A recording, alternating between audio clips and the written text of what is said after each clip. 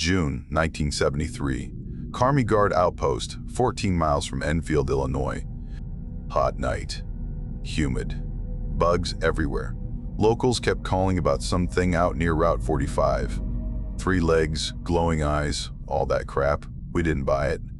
Then my kid private, Tom Riley, went missing between 2 fence posts. Found his helmet crushed in like it was made of tin. A few hours later, his dog tag showed up inside our tower, still warm. After that, the radio started breathing, and something started moving on the wall. So before we continue, please make sure to like and subscribe to support the channel, and comment down below where you're watching from. Thanks. I was 35 then. Staff Sergeant, Illinois Guard. Back from the big war and welded into routine. This was 1973, early summer. Air like wet wool. Bugs droning like a bad transformer. Thunder way off. The kind that flickers and goes back to sleep. We were posted at the Army Guard outpost. Old feed warehouse done up with chain link, plywood, and pride. About 14 miles from Enfield. Folks in town were spun up about a creature. They called it the Enfield thing. The horror. Papers had a field day. Radio folks too. We called it small town chatter. Our crew was small. Captain Everett Cole ran it. 40s. Corn-fed, stiff shoulders, lived by the page. Not a bad man. Protective in that way officers get when the world's shaped like checklists. Corporal Jess Monroe ran the radio. 28. Kept her head down, cross around her neck, thumb on it when storms rolled in. Private First Class Tom Riley was our night watch pup. 22. Smart mouth. Eyes always scanning. Liked to poke the bear. Me, I was the crank who'd seen too much and wanted quiet. I kept the logs right, the weapons clean, the fences checked. A quiet post guarding a quiet town. That was the joke. We had 2 trucks, a couple of floodlights wired to a groaning generator, a short tower made from bolted steel and prayer, and a chain-link perimeter that looked straight enough by day.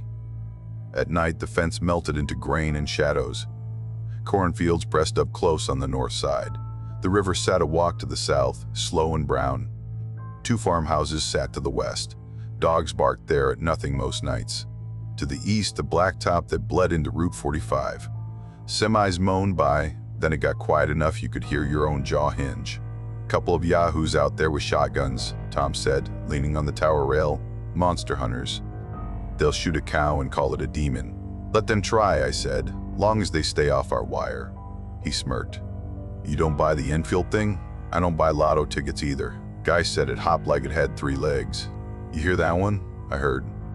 I also heard a man swear his wife had a second mouth in her neck. That was in Saigon. Liquor will do that. Tom laughed. He was good at laughing. Nerves under it, though. Night puts a weight on young troops. They carry it until they make peace or break. He masked it with jokes. I wanted him to keep it up. Not too much quiet in a guard's head, not too much noise. There's a balance. Inside, Jess logged a weather check. Temperature high, humidity worse. She tuned the radio and got other guard units on the net. Calm. Reports about farmers complaining on their citizens' band sets. Strangers cruising dirt roads with rifles in the racks. Everett came through with a clipboard and a frown. Same plan, he said. Routine patrols. No cowboys. I don't want any of you firing at phantom critters. Understood? Roger, I said. Roger, Tom said, saluting with 2 fingers, smart-ass casual. Everett looked up the tower ladder. Private, keep your scope scanning those fields. If anyone's trespassing, you call it in. We don't play monster hunter out here. We de-escalate. Got it, sir. He moved on, boots steady, mouth tight. He'd been a butter bar during another winter, somewhere in Europe after the last war. I knew the type. Expensive caution hardwired into the bone. We did our rounds. Floodlights hummed. Moths smacked themselves stupid against the glass. The generator had a rhythm. Low. A tired heart. I checked the fence posts. Felt the metal with my palm. Warm. Everything sweated. The moon sat low. A dirty coin. The radio broke the calm.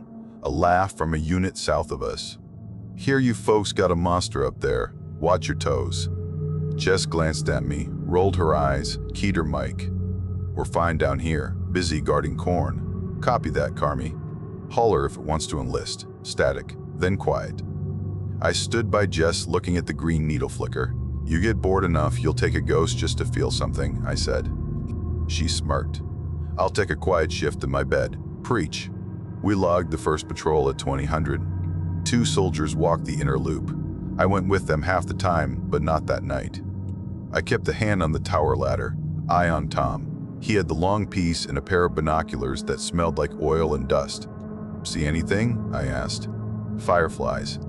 My kingdom for a cigarette. After shift." "I know, Sarge. I'm just saying." We kept the banter short. Got a coffee from the pot that tasted like it had been brewed through a wool sock. On the wall, a cheap calendar had the day circled. Jess liked to circle days she was on, so I remember I survived another one, she said once. Coping. Everyone has a trick. By 2200, the road went dead. Town lights to the west were small and shaky. Like candles you didn't want to trust. A train had gone through earlier. Now the rails made no sound. The corn hissed when the wind stirred. Some thunder muttered, "Not close." The ground loved the heat and kept it. Halfway to 2300, I stepped out to take in air. Saw a flicker over the north fields. Red, then gone. Thought it was heat lightning, the kind that makes a liar out of the sky. Looked again and saw nothing. Filed it under weather. Went back inside. Jess put her pencil behind her ear. Thin gold hair stuck to her temple. "You hear the dogs?" she asked. I paused. There was barking, yes. Like a line of dogs passing a rumor from one farm to the next. Hopped fence to fence, bark to bark. The kind of round robin that says somebody's walking a road they shouldn't be. "Probably hunters," I said. "Probably," she said. But her thumb tapped the cross at her throat anyway. A little tick. She never made a show of faith. She just touched metal when wind carried certain sounds. Up the ladder, Tom called down. "Lightning to the north, Sarge. Red." "That normal? Heat lightning can look odd." "Yeah, but never mind. It's gone." He went back to scanning. I went back to pretending we were in the business of boredom, my favorite lie. The night breathed through the wire. Slow. Heavy. Like someone big was taking their time. The tone shifted a hair past midnight. Not loud. Not a single bang. It was like the room changed shape by 1 inch. I felt it first in the generator. The hum deepened. You can call me superstitious, but I've slept beside blasting caps in pungy pits. I trust the song of machines. "Power just dipped," Jess said, squinting at the gauges. The needle shivered, then settled. The lights didn't die, but they thought about it. "Fuel's good," I said. "Lines too," she said. "Might be the storm stepping on us." Outside, the dogs started their strange chorus again. Not warning barks. Not full-throated. More a frantic complaint. As if they had to say something or choke on it. The radio picked up static in short pecks, like someone tapped the net with a spoon. Jess tuned through it. A voice punched through, faint and ugly. Not one of ours. A civilian band. Male voice, shaky. "Something on Route 45 moves like it's on 3 legs." Jess and I locked eyes. She looked away quick and logged it like a clerk noting the weather. "Professional." She said nothing. "Could be a drunk," I said. "Could be," she said. Another burst hit. Not a deer, eyes, red-like, then static hammered the rest. The power flickered again. The generator groaned like it wanted a cigarette and a break. I stepped outside and stared into corn. The bugs paused, then roared again. My ears popped. Sometimes that happens when air pressure shifts before a storm. Sometimes it happens when something else changes that I don't know how to name. Tom climbed halfway down the ladder, boots ringing. "Sarge, you want to come up a second?" I went. He had the binoculars pinned to his face, shoulders tight. "What? The red light?" I got it again. I took the glasses. Scanned the north, nothing. Field. A low scud of cloud. Fireflies playing stupid. Then I saw it. A red point in the sea of black. Not steady. Not lightning. It was 30 feet above the corn, maybe 40 yards out past the fence. I ticked a mental box. Could be a flare. But it didn't burn like a flare. It wasn't hot. It was dull. Like a reflector catching a light that wasn't ours. "It's moving," Tom said. "Wind," I said. He shook his head. "Look at the stalks. Wind's pushing east. That thing's drifting west. Just a hair. Against it, he was right. The point slid slow, almost shy, crosswise to the wind pattern. A wrong thing. I didn't want it to be wrong, so I rubbed my eyes and handed him the glasses. "You'll be fine," I said. "If it gets closer, we'll call it." He snorted, no humor in it. "Yeah." We went down. Jess drew a small cross in the margin of her log. She did that sometimes for unknowns, little tally marks of faith. She touched the real cross and kept writing. The power stuttered, went low, came back. The generator's hum crawled under my skin. By 0100, I heard a sound I still hate. A wet, staggered pull. Not breath like mine. Not animal pant. A draw and a release, offbeat, like someone made wrong. "Do you hear that?" Jess asked. "I hear the world being annoying," I said, trying for a joke and failing. On the net, a sheriff 2 counties over called to the state police about a barn torn up. "Boards peeled like a sardine can," the deputy said. "No tracks I can see in the mud, no hoof prints, no tire marks, just something heavy." Everett came in from his cot, shirt half buttoned, face set like an old shovel blade. "What do we have?" "Power dips. Civilians on the radio. Strange lights north." He stared at me like he could force a rational answer out of my mouth. "Could be hunters with flares," I said. "Could be," he said. He didn't believe it either, but that was the job. You say could be until it breaks. I went to the back room for a wrench. As I crossed the doorway, I saw that red glow again through the slit window. Closer. Not a light now. 2 points, low, like eyes. But not eyes. Too far apart, and not steady. More like glass catching a dying tail light. I blinked. Gone. I checked the window glass for a reflection that could have duped me. Nothing. Dog chorused to fire again. One long, ugly line screaming its lungs out across 2 miles of farmland. Tom went quiet. He kept scanning. His jokes had died. Every few seconds, he looked at the corner of the tower platform like he expected company climbing up headfirst. Knock off the nerves, I told myself. Said it out loud by accident. Jess looked at me. She didn't laugh. At 0130, the red point was back. It slid against the wind again. Closer. Now my skin agreed with what my eyes saw. The hairs had their say. The first real nudge hit at 0200. The night shift log pinged. Motion sensor on the outer fence tripped, north side. A quick blip, then steady. No fox. "A fox runs a line, doesn't sit on it." "Tom," I said. "Tower. Eyes on north fence."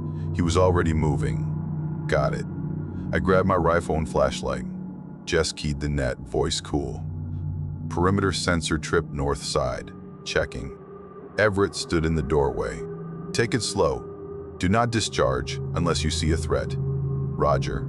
I waved Tom down from the tower. He landed light and fell in behind me. We hit the gate, clicked it open, and stepped into the field road that traced the fence. Corn to the right, wire to the left. Flashlight beams skittered and died in the stalks. The air tasted metallic. Ozone, maybe. My mouth went dry. "Raccoon," Tom tried. The joke had no legs. He wiped sweat from his neck and kept his muzzle low. We hit the sensor post. A squat box with a dirty face. It blinked green. That meant something had passed inside its cone. We crouched. Mud here was soft, good for tracks. I angled the light down and saw the first print. It wasn't a hoof, hand, or boot. It was a deep, rounded depression, as if something heavy had set a thick pad down. 6 distinct toe pads pressed ahead of it, spaced wrong. Not human, not dog. No heel, no arch, just mass. The kick of the toe pads looked like the thing pushed itself along with a shove, not a step. Tom crouched beside me. "That a joke?" "No." He leaned in, voice gone tiny. 6 toes, no heel. "What the hell walks like that?" I didn't answer. I tracked the impressions. They came out of the corn, crossed the dirt strip, pressed into the grass at the fence edge, and then the grass flattened as if by a slide, not a walk. On the other side of the fence, nothing. The ground was too hard there, or the thing had skipped the earth. I've never liked that last thought. A wet pole hit my ear. Close. Not from the path in front of us, from the rows. To our right. Breathing, not steady. Like lungs that forgot the beat. The hair on my arm stiffened and my gut shrank to a fist. "Hold," I whispered. Tom snapped his light off. We both listened. The wet draw. Then a click, like two marbles touching inside a mouth. Then corn stalks rustled. Not much. A child brushing past a curtain. Our searchlight from the tower swung over, a white arc. In that swing, something darker than night moved. Not the way you and I move. It slid, then jerked. The beam overshot. The darkness snapped back the other way and was gone. My mouth went cotton. I tasted copper. "Radio it," I said. "Now." He keyed his handset. "Base, we've got," the rest drowned in static. A low-pressure hiss that bit at my teeth. He hit the side of the radio like it owed him money. The hiss stayed. I raised my rifle. "Show yourself," I called. It was instinct, not bravery. A thing you say when your brain wants order. The corn rippled 5 rows in. A shadow smeared between stalks. Fast. Smart fast. The searchlight swung again. The blotch hit the ground like a mantis, and then it morphed shape. I fired a warning shot just to make noise. The crack rolled out and came back from the fields. The echo returned wrong. It came back like the sound had to fight through syrup. My neck prickled. Silence dropped. The wet draw stopped. The cicadas quit. The whole field held its breath. Even the generator seemed to listen. We stood there, 2 men in a tunnel of corn and night, beams shaking over leaf and dirt. After a count that felt like a punishment, the world ticked forward again. Bugs, wind, distant thunder. "Back in," I said. "Now." We moved as a unit, not a run, not a crawl, a disciplined retreat. The kind every manual whispers about. Watch sectors. Don't bunch, don't trip. We got through the gate. Jess and Everett met us at the fence. "Report," Everett said. "Tracks," I said. "Not human. 6-toed pads. No heel." We heard it breathing. It moved wrong. Radios cut out. 1 warning shot fired. Everett studied my face like he wanted to find a child or a liar there. He found neither. He nodded once. "Log it. No heroics. We're not out here to wrestle squirrels." "No, sir," I said. Humor didn't help. Tom had stopped talking altogether. He climbed back to the tower, slower now. He scanned like he wanted the night to apologize. We went back inside. Jess wrote hard and steady. Her pencil point snapped. She sharpened and kept going. She didn't say a word. She didn't need to. The breathing we'd heard kept replaying behind my ears. Offbeat. Wet. The kind of sound a man makes only once and forever after in a dream. The next night didn't give us a break. We came on shift earlier, scrubbed the generator, checked every wire, oiled every hinge. Everett walked the line himself. He was strict before. Now he was welded to procedure. He called the county sheriff. The sheriff called back with a voice like an empty barn. "Another farmer says something broke into his place," the sheriff said.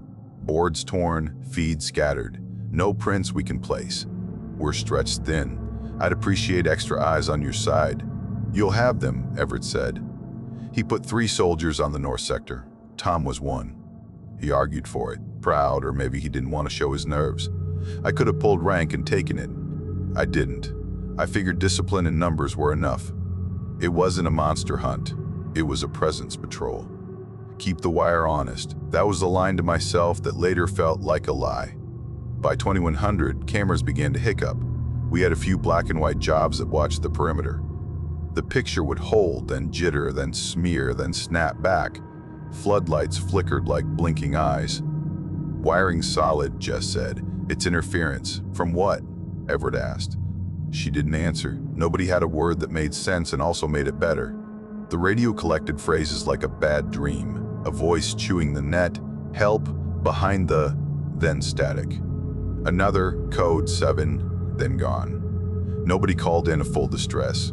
Just shards, like words torn and thrown out a car window. At 2300, the North Patrol was due to check in. They didn't. I waited a minute, then 2, then 5. I keyed my mic. "North Patrol, this is base. Report, nothing." Then a crackle like rain on tin. Then a single word. Tom's voice. "Mark." It cut like a knife and vanished. Not Sarge, not Danner, Mark. The way a man calls you from a well. I looked at Everett. He nodded once. "Take a team," he said.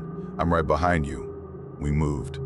3 of us, me up front, another NCO behind, a specialist with him. We stuck to the inner road and then peeled north. Floodlights pulsed as we crossed their faces. The ground felt soft where it shouldn't, like something had sucked the stiffness out of the dirt. We found Tom's flashlight in the grass. It lay there beaming into nothing. The lens was cracked but still worked. 3 feet away sat his helmet. The metal rim was bent inward, not dented from a drop. Pressed, compressed, compressed, as if a hand had closed around it and squeezed. The chin strap was torn, not cut, not frayed. Torn. There was a smear of blood the color of rust in the red beam. "Jesus," the specialist whispered. "Button it," I said, because that was the reflex. My stomach dropped like a lift. We followed the smear. It didn't keep steady, dragged and vanished, like someone took handfuls of blood and forgot where to throw them. The marks led to a drainage culvert that ran under a farm track. The mouth of it yawned like a long throat. Mud there took everything. Prints, smears, my doubt. The trail went in. It didn't come out.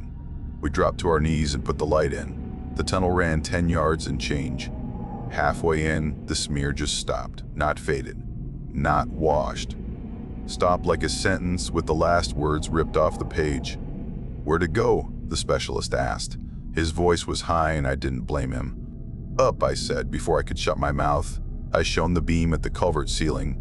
Mud there was smooth, no handholds, no marks, no scents. The air inside smelled wrong, like old meat and pennies. I backed out slow. My knees were shaking. Not a lot, enough for me to notice and hate. We fanned out. We called Tom's name. The field took the syllables and put them somewhere else. No answer. Once I thought I heard breathing again. Not from the culvert this time, from the ditch behind us. I spun and lit it up. Water bugs scattered like guilt. Nothing stood there but weeds. "Fall back," I said. We regroup at base and widen. We moved. I kept my beam on the ditch, my rifle up, my throat tight. When I got back to the fence, my hands were numb. I hadn't noticed the cold soak into my palms through the rifle stock. Cold where the night was hot. Wrong in the small way that makes big trouble. In the command room, Everett already had a map out. Jess had a headset on both ears now, listening to 2 things at once. "No word?" she asked. "His helmet," I said. "His light. Blood. Trail into a culvert. Vanishes halfway. No sign outward." She put a fist to her mouth. "Not a prey, just a plug so words wouldn't leak." She held it there and nodded once, then got back to the net. "Car me to all stations. Possible missing soldier on patrol. Stand by for search net. Do not flood the frequency. Everett went by the book, sharper now, stripped down to the bolts. We'll escalate. More eyes on the north, no lone elements. Short radios, tight lines. We don't spook the county, not yet. We don't blow smoke." I nodded, but the weight came anyway. The guilt. I'd told Tom a day prior that nothing ever happens out here. That was the lullaby I sold so he'd sleep better between shifts. Now his helmet looked like a beer can someone crushed in their fist. The kind of image that doesn't leave even when you want it to burn off in the morning sun. I stood at the culvert again in my head, light shaking in my hand, breathing that wasn't mine echoing back sweet and wrong from a round mouth of mud. It played like a dirty loop behind everything I did after. Everett made the call at 0200 that second night. We'd run our little searches, found nothing but prints that stopped where they had no right to stop. We collected bent reeds, broken stalks, a cross of wood left stuck in a fence by a farmer who liked God to see him being brave. The radio was a hall of echoes. "No Tom. No clear voice. Containment sweep," Everett said. 6-man, north and east. Infrared scopes. Bring the dogs. The county had 2 dogs. Good noses, steady hearts, handlers who didn't rattle much. They showed up with sleepy eyes and an old pickup. We leased the dogs, checked our rifles, and clipped on the old night vision rigs. They weren't the fancy ones you'd see later in bigger wars. They were green ghosts that flickered and gave you headaches. Better than blind. We pushed out in a line. Fields to our right. Scrub and ditch to the left. The air had a taste now, like a penny under your tongue. The dogs picked it up before we did. Their tails dropped and their ears went slick. The younger dog whined at a pitch I felt in my teeth. The older one set his feet and refused. The handler tugged once, twice. The dog looked at him like, "No, friend, I will not." We cut east 100 yards. My scope kept throwing static. Infrared would catch heat, show the world in white and gray. But the thing we followed felt like it ate heat. The scope showed the ground as a warm sheet. Trees and fence posts were warmer seams on it. In that simple landscape, something moved as a whole, a cold cutout drifting against the warm background. No edges I could trust, but a movement, a lack, like a patch of night that refused to let the field touch it. "Contacts," I whispered. "Bearing 2 o'clock. Distance unknown, cold spot moving." Everett's voice came back low. "Hold fire until we confirm." The dog started talking then, not barking, yowling. The older dog broke his heel and bolted. The handler cursed and let the leash go, smart enough not to get dragged into hell by loyalty. The second dog backed into the handler's legs and made a noise I can't type. We moved up anyway because that's what men with rifles do when the body yells no. We found a patch of trees stripped bare, not cut, not burned. Leaves gone like they'd been licked by something. The bark was slick and pale. When I touched it, my finger tingled like I'd touched a cold battery. Farther in, we found dirt frosted with a thin crust that steamed when the warm night breathed on it. Not ice, not salt. I licked a fingertip and touched it. It burned cold. I wiped my hand on my pants and told myself it was residue from fertilizer. I didn't believe myself for a second. Then we heard it. A high-pitched whine not from any animal I know. Thin. It felt like it came from inside your head behind your eyes. The dogs lost it. The younger bolted left. The handler cursed again and kept him short this time. Everett raised a fist and we stopped, all boots planting in dirt, rifles up. In front, one of the men whispered, "Movement." I swung the scope. The cold hole slid between rows, fast. It didn't respect the rows, it cut cross. Bullets were the only language I had for the feeling that filled my chest. Everett was about to call hold again when something snapped branches 10 yards ahead. That was enough. He didn't really call fire. We just did it. Our rifles cracked. Muzzle flashes stuttered. The night vision flared and died for a beat and then came back struggling. Tracers stitched green lines. Some rounds hit saplings and spat wood. Some went through the cold hole and came out dumb on the other side. Some bent. I swear to you, not a lot. Just enough. A round slapped a post and kicked up copper sparks like it hit metal, not wood. "There," someone yelled, breaking discipline. It made no difference. The thing moved with a speed that had no humility. It slid. It jerked. It seemed to pivot on a middle point while the rest of it decided what shape to be. I got a glimpse between flashes. 3 legs, or 3 points, it balanced on. Pale gray skin, not fur, not scales. Skin like a hand that's been in water too long. When it turned, I saw 2 pits where eyes should be. And in those pits, something glowed like dull glass catching a taillight far away. My stomach tried to head south through my knees.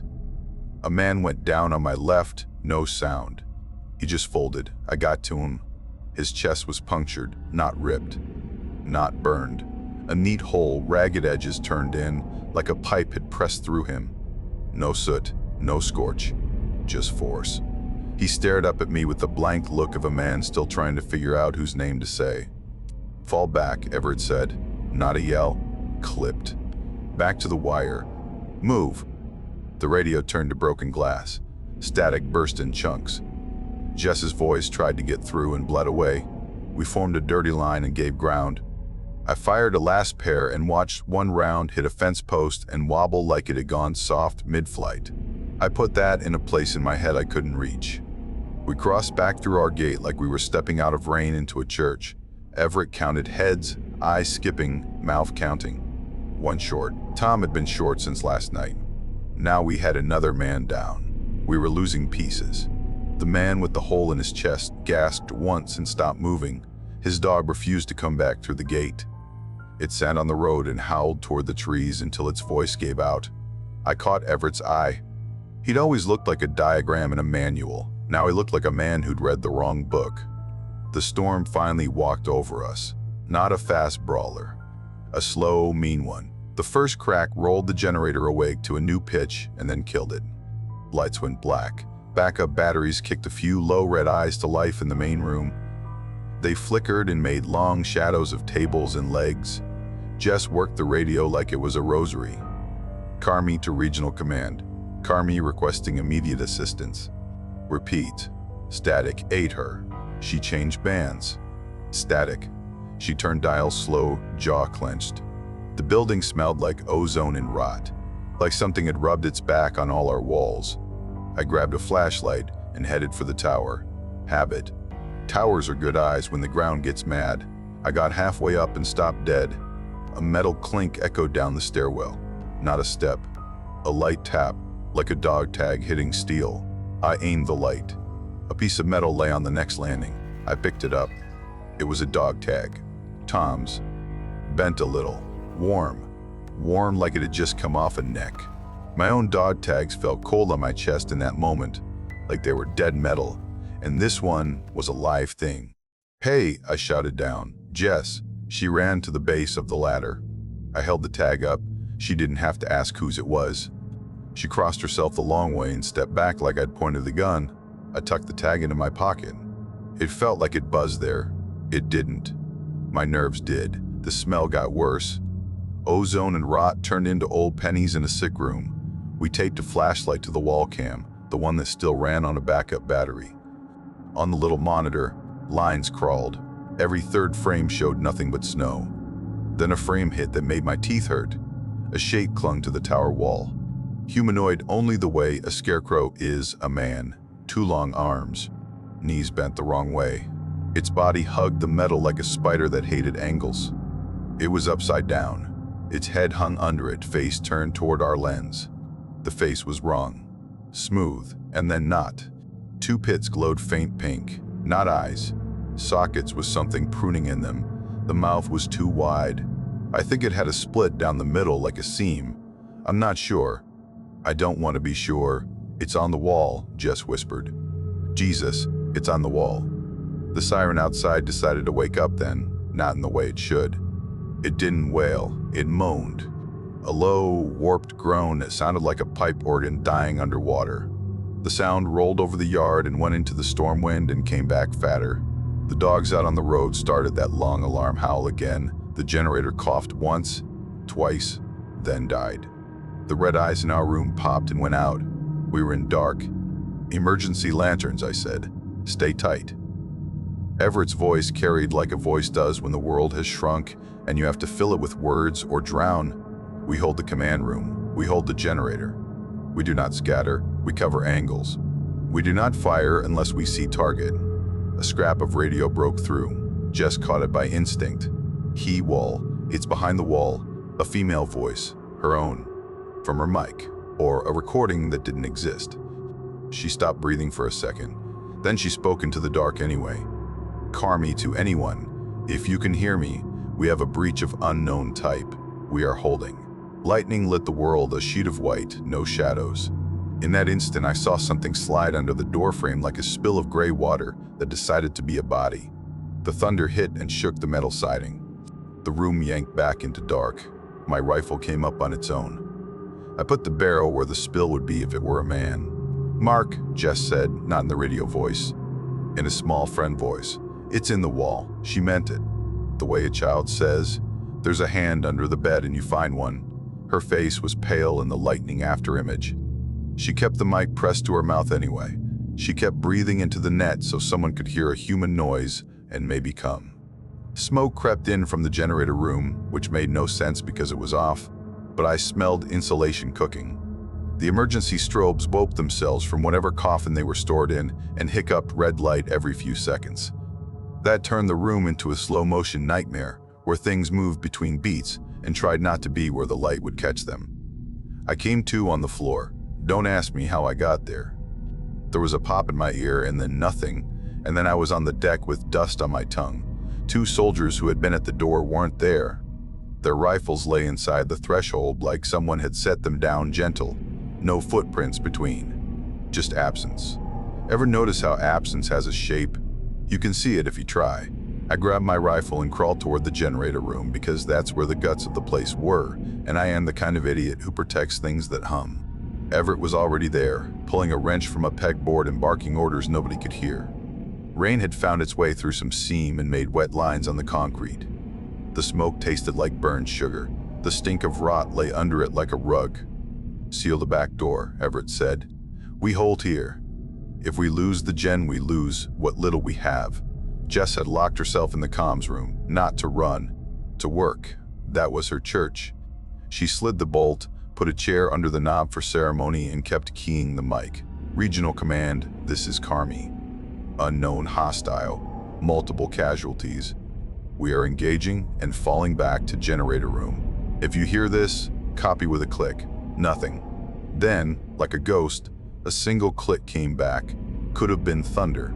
Could have been a friend. She took it. The wall flexed. I know how that reads. It flexed. The metal siding pulled inward, a hair like a lung. We all saw it. Even Everett. He didn't say a word. He just planted his boots and aimed at the seam. I braced on a crate and aimed where the red strobes made a pink smear. A slithering started inside the walls. The kind of sound a snake makes in dry grass, but the building was steel and insulation and stubbornness. Snakes don't live in that. The slither went overhead, then down, then behind me. You can't cover all angles with 2 arms and a beating heart. You think you can until a night shows you otherwise. Something breathed through the wall at my shoulder. The breath came through the seam like the wall was a reed instrument. A child put its mouth on. The sound was wrong. Wet. The seam pushed a hair and then snapped back. A shadow fell across the strobe and froze there just long enough for your brain to give it a name. Face. Smooth. Eyeless. Pits glowing dull. A seam where a mouth should be. I fired. The wall jerked. My round went into something and came out mean, because the ricochet kissed my calf and bit me through my pants. Hot line of pain. Not deep. Sharp enough to make me swear. The door to comms shuddered. Not like someone hit it. Like someone slid across the inside of the wall beside it, and the vibration got jealous and moved into wood. Jess kept talking. "Carmi to anyone. I'm broadcasting on all bands." "It's behind the wall." Her voice on the net was steady. Her voice when she wasn't pushing the transmit was a whisper. "It's right there. I made a decision then. You'll judge it how you want. There's a big red handle on a fuel reserve that feeds the generator. You don't pull it unless you plan to do more than shut things down. There's a manual ignition too. We used it once in a training exercise where the goal was to learn how to never use it. We all laughed and passed the sheet around. That handle lived in my mind like a big moral sign. Don't. I looked at Everett. He read it in my face. He nodded once, not a big nod. A poor man nod. He set his jaw and shifted his weight like a boxer who knows he's throwing the last punch he'll ever throw. "We scuttle," I said. The word tasted like rust. "We don't let it out. We don't let it get on the road. We don't let it walk to town." Everett said, "Do it." I got to the panel. The wall breathed on my neck. Mandibles clicked. I don't know why I say mandibles. I didn't see teeth like an insect. I heard a click that belonged in an insect. My hands moved like a man turning a lock on his wife's casket. I pulled the handle. The fuel line sang. I hit the ignition. That required more than a button. It required a physical spin and a prayer. I gave both. Jess kept talking. "This is Carmi. Anyone copy?" There was a rush of static, then her voice thinned and got far away. "It's behind the wall." The last thing she said was not over the radio. It was to herself. Lord. Light filled the room like noon found a way inside. Heat slapped my face like a drill sergeant who still loved me anyway. The blast took a short breath first. Pressure punched inward. The wall that had flexed sucked in hard as if the building itself tried to swallow the thing. Then the detonation shrugged, decided to be big, and walked through us, white. Then nothing. The good kind of nothing. The nothing where you don't have to carry dog tags in your pocket anymore. Morning came to a black bowl in the earth where our post had been. National Guard trucks rolled up. State police. A couple of men in suits with faces that didn't take notes so much as they made them. The neighbors' dogs were quiet, too tired to care or gone dry. They found metal melted into shapes I didn't know. Fence twisted to licorice. a crater that made a shallow breakfast bowl of dirt and clay and regret. They looked for bodies. They found none. They found fragments, bits of uniform fused to soil and loveless marriages, a patch with my unit's number stamped into mud like a fossil. They logged it. They bagged it. They put it into boxes that rattled. The county paper ran with it that afternoon. Black and white photo of smoke and men lean against truck beds. Headline, guard post explosion. 4 dead, cause unknown. They put it beside a photo of a county fair pie winner. People read both over coffee and shook their heads at each, then went to work. Somebody higher ran a different paper, not with ink, with a memo stamp that says, eyes only. I saw a piece years later. Not the whole thing. A page the size of my palm that someone folded down from a copy and let me hold in a bar when we were too old to fight over the check. It noted radiation where there shouldn't be radiation and prints with too many toes. It used big words to say it didn't know. It never said we saw anything. It said anomalous. That's a word that makes things clean for the men who set the staplers down. 5 miles away, a farmer's boy found a dog tag in a ditch. He brought it home and his mama washed it like you can wash metal clean of what it carries. The tag belonged to Tom. Still warm when the boy picked it up. The boy told his mother that part and she told him not to say it again because it scared her. He told me when he was old enough to know he could say it and not have someone pat his head. There was a debrief transcript after. There always is. People ask you to say things in the tape and then they tuck those things into a closet. In that transcript, a tech not from our state said a thing that nobody underlined because underlining that would have meant you had to make a choice. He said there was interference on radio band 144.7. It sounded like breathing. They ran the tape again and again, and it always sounded like breathing. They put it into a report that said interference and not lungs because you have to live with yourself and because sometimes breath comes from a wall and sometimes it comes from a man with a cold under his ribs and a microphone he forgot to turn off. They put my name in a box that said deceased. You might ask how I'm telling you this. Easy. The paperwork and the man can disagree. The blast threw me into a ditch where mud did what it does best and helped me. The suits decided I was a problem for their report and a ghost would make the narrative cleaner. I wasn't mad. They sent me a letter my mother cried over, and I lived in a cabin far from corn and fences for a while. Later I came back. You can't run from flat land. It finds you. Some nights I wake to a low hum and think it's the generator starting up for one more run. Some nights I hear the dogs again, one farm to the next, warning each other until their voices turn to old rope. I keep Tom's bent tag. It sits on my table. I still check it with my thumb. Sometimes it feels warm. Science says that's my skin heating the metal. Science is right, and also maybe not complete. People ask if it was real. They ask if we shot a cow and called it a demon. I wish. A cow leaves hoof marks you can follow to a fence where a drunk forgot to latch it.